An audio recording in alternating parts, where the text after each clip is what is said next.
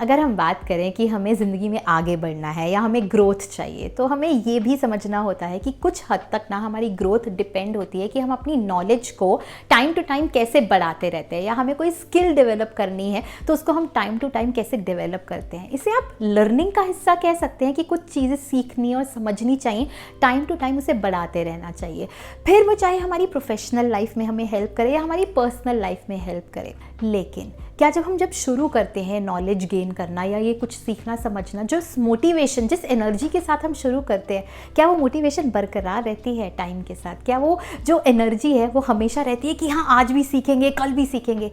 वो मोटिवेशन किस तरीके से बरकरार है अगर कुछ सीखना है और समझना है? क्योंकि ये हम सब जानते हैं कि नॉलेज गेन करना, लर्निंग, ये एक हिस्सा है, बहुत बड़ा हिस्सा है हमारी ग्रोथ का। तो आज इस वीडियो में हम इस बारे में ही बात करेंगे कि जब हम जिस तरीके से, जिस एनर्जी के साथ हम अपनी लर्निंग स्टार्ट करते हैं, वो हमेशा रहे, वो मोटिवेशन हमेशा रहे कुछ ना कुछ सीखने की और कुछ ना कुछ समझने की। या हमारे आसपास, हमारे सराउंडिंग्स में बहुत सारे सोर्सेज अवेलेबल हैं जिससे हम नॉलेज गेन कर सकते हैं, हमारी लर्निंग हो सकती है। और हर इंसान का ना तरीका अलग होता है इन सोर्सेज से सीखने का।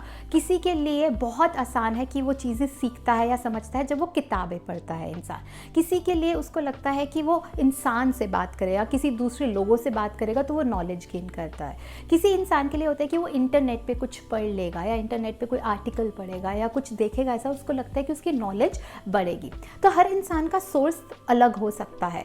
उस तरीके से हमें अपना सोर्स समझना है। क्या हमें किताबों से चीज़ें समझ आती है? क्या हमें इंटरनेट से चीज़ें समझ आती है? क्या हमें लोगों से बात करके समझ आती है, या ट्रैवल करने से समझ आती है, या कोई ट्रेनिंग या कोर्स लेके समझ आती है?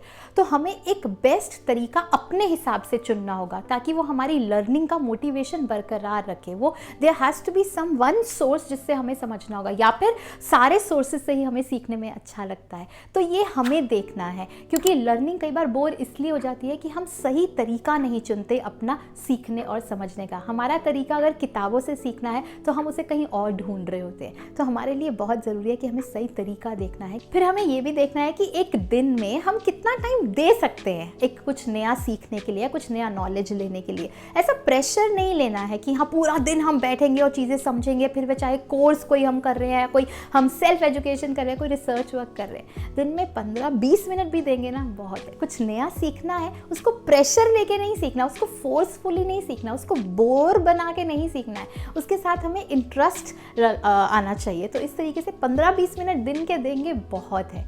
बहुत थोड़ा टाइम लगेगा ना चीज़ें समझने में, लेकिन हाँ अब कर तो लेंगे। थोड़ा और ज़्यादा दिन लग जाएंगे उस नई चीज़ को समझने में, लेकिन 15-20 minute is like more than enough, good enough.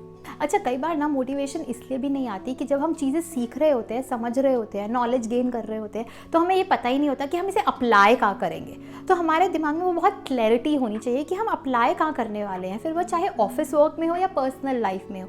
Office work में क्या हम इसे क्लाइंट से बात करते हुए अप्लाई करेंगे? क्या हम इसे ईमेल लिखते हुए बात करेंगे? क्या इसे हम फ़ोन करते हुए किसी कस्टमर को वो अप्लाई करेंगे? या फिर हम पर्सनल लाइफ में इसे क्या हम daily day to day routine में अपने डिसिप्लिन में कहीं ना कहीं इसे अप्लाई करेंगे? सुबह उठकर जब हम काम शुरू करते हैं तो आपको देखना है कि जो भी आप न्यू नॉलेज ले रहे हैं वो किस तरीके से आप अप्लाई कर रहे हैं। पर्सनल लाइफ में किससे बात करने के ढंग में आप कोई ऐसी स्किल है जो आपने डेवलप करनी है, तो किस तरीके से आप अप्लाई करेंगे, वो क्लैरिटी हो जाएगी तो आपकी जो लर्निंग की मोटिवेशन है वो बरकरार रहेगी। आपको डायरेक्शन समझ आ जाएगी कि आपको लर्निंग कहाँ पे, नॉलेज कहाँ पे आपको अप्लाई करनी है। बहुत से ऐसे कारण भी होते हैं जो हमें रोकते हैं कुछ नई चीज़ें समझने में या सीखने में। और कई बार वो डिसिप्लिन इशू हो सकता है। कई बार ऐसे होता है कि हमसे सुबह उठा नहीं जाता और हमें लगता है कि बाकी काम तो हम पहले कर ले तब ये न्यू काम करेंगे।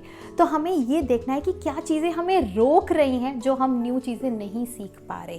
क्या वो हमारे टाइम मैनेजमेंट इश्यूज़ है? क्या हमारे वो पंक्चुअलिटी इश्यूज़ है? क्या हमारे काम का प्रेशर इतना है और उसे हम मैनेज नहीं कर पा रहे? क्योंकि पहले जब ये चीज़ें सॉर्ट आउट होंगी ना, तब आप कुछ नया चीज़ सीख पाएंगे। तो आपको पहले उन जिन कारण की वजह से आप रुक रहे हैं, पहले उन पे काम करेंगे और उनको समझेंगे, उनके सॉल्यूशंस ढूंढेंगे, तभी आप कोई न्यू नॉलेज ले पाएंगे या न्यू चीज़ों को आप समझ पाएंगे और उसे फिर अपनी न्यू लर्निंग में ऐड कर पाएंगे। तो समझिएगा कि कौन से ऐसे कारण हैं और उसका सॉल्यूशन ढूंढिएगा।